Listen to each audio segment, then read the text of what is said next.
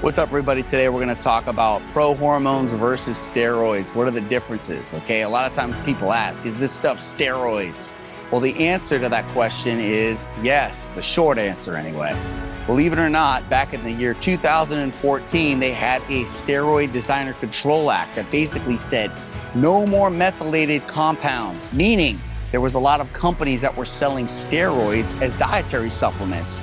By way of, if it's derived from a plant, it could be sold as a dietary supplement. So if it hadn't been listed as being illegal, companies were like, well, we'll just sell it as a supplement. Sadly, a lot of different companies ended up getting in trouble because that's where a lot of those liver toxic compounds came into play, all right? Today, most steroidal prohormones are derived from DHEA, and a lot of times people roll their eyes when they hear DHEA because they think it's just an $8 supplement you can get at Walmart. Well, yes and no. When you start manipulating that DHEA into different isomers, that's when you get these different prohormones that actually cause anabolic effects. Here's how I can prove my theory. If you take 19-norandrolone, right? That's DHEA, for instance. Is DHEA the same as trenbolone?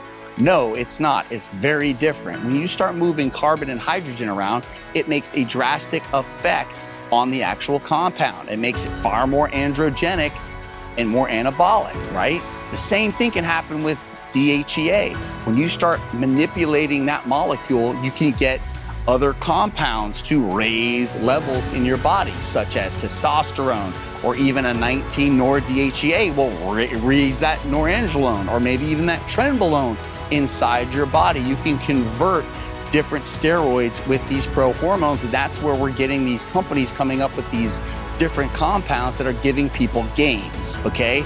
Are they the same? Meaning, are they gonna get the same results? No fucking way. You are not gonna get the same results as blasting trenbolone every other day, but you will get some of the anabolic effects.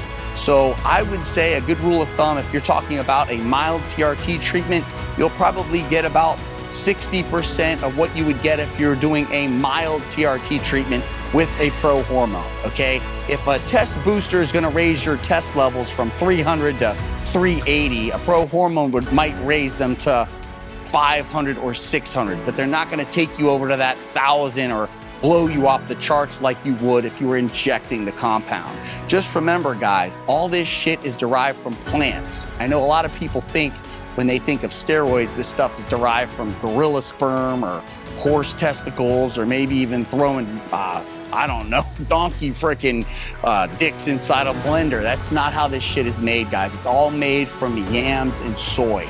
So if you factor that in, all of the prohormones are made the exact same way the steroids are made. They're just not broken down to the point where they are the actual steroid molecules. It's all made from yams and soy, guys. Have a good one.